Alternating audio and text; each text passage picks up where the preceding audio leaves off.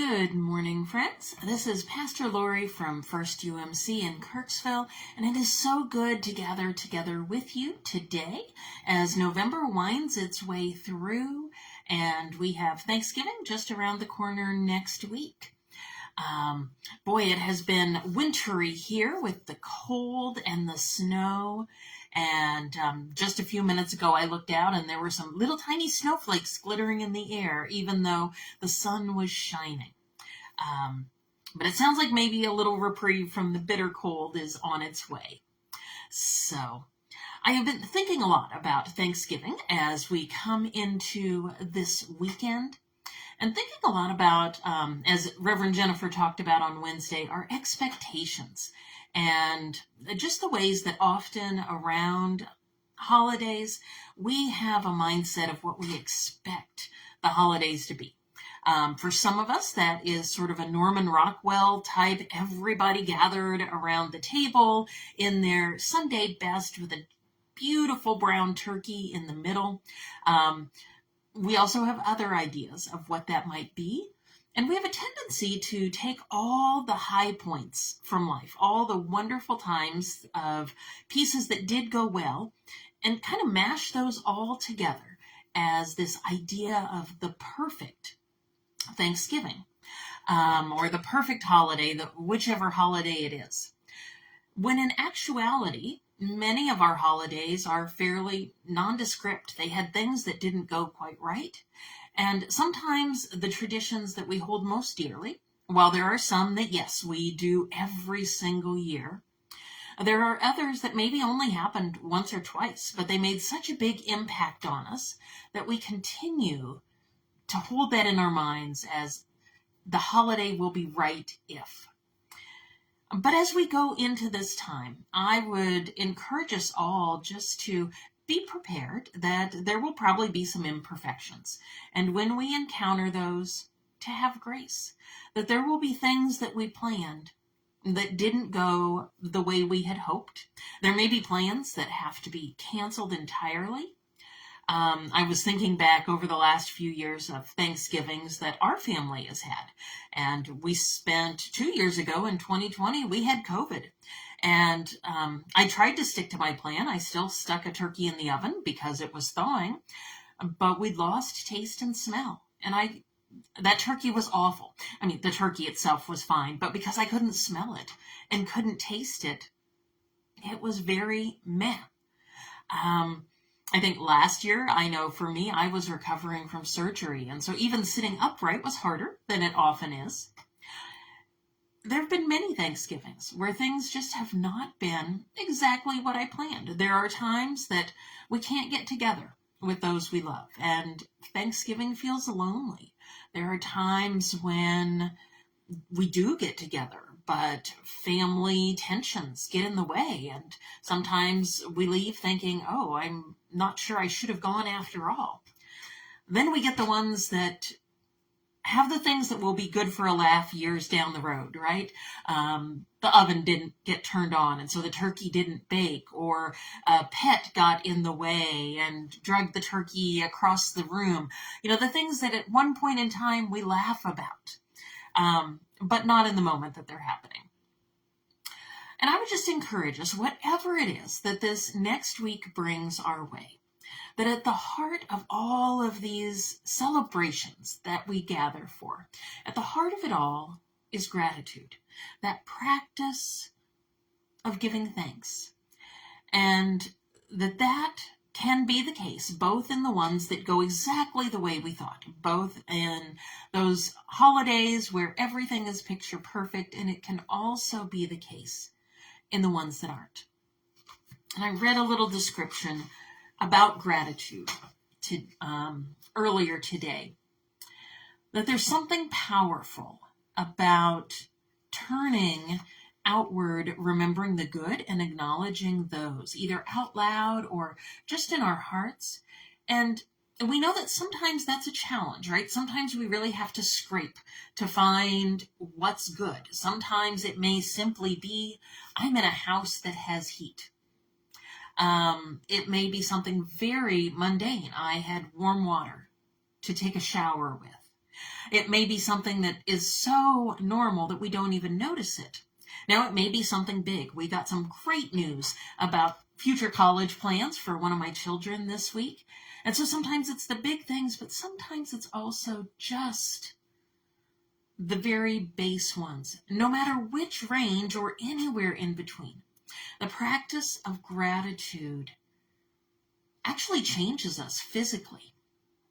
And I read this quote: to experience gratitude is to experience an appreciation of the present moment, of what we have right now. Gratitude is a gift that centers us firmly in the here and now. And as Christians, we turn that gratitude toward God, and we see God's presence in these present moments, in the here and now. And I say this isn't just wishful thinking. They have actually done studies that our brain chemistry changes for the better, for the positive, when we practice gratitude, as opposed to when we don't even take the time to notice, or when we dwell on what went wrong. So I would encourage us all, and I give thanks for every one of you who is joining me at some point for this devotion. I would encourage us in this next week to have some type of practice of gratitude. To just try it out for the week. It might be a list. We might actually physically write down or make a list in some other way of the things that we're grateful for. I said, depending on the day, that might be a challenge. We might have to really dig deep. Other days, it may flow without any problems whatsoever. It could be a practice of sharing those with a friend, with someone we love. It might be sharing it on social media. It could be that we simply pause at the end of our day and we ask what was hard, but then also what was good, and try to come up with at least one thing. Sometimes one is all it takes to start to think of others. There are times this can even be motivating, right? Times that we just can't quite pull ourselves out of bed or off the couch, and sometimes that practice of just naming those things for which we're grateful.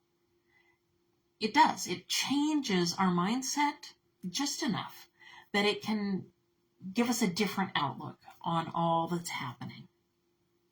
We see this again and again in Scripture, right? There are so many stories in our Bibles, and just about every one of them involves something that didn't go according to plan. And I say there are very few in there where somebody had a plan and that's exactly what happened. But instead, we see someone thought they knew how things were going to go, and it didn't go that way. And yet there God was, right in the middle of that, to meet them, to hold all of their anxieties and worries and disappointments, and to set their heart on the goodness of God. And the Psalms, we see this a lot. Give thanks to the Lord for God's unfailing love that endures forever. Despite all the ups and downs of life, in the midst of the celebrations that go just right, and in the middle of the ones that don't. And so, what are you grateful for today? I'm grateful for those little glittering snowflakes that I see are still floating through the air, and they're catching the sunlight. And so it almost looks like they're little diamonds floating through the sky. I'm thankful today for leftovers. We had lunch at my mom's house, and we had my mom's lasagna, which I've never been able to replicate so that it's quite as delicious. And I have leftovers today, so that's a lovely thing that I'm grateful for. What are you grateful for? Pause, think about that some today, especially if there are challenging moments.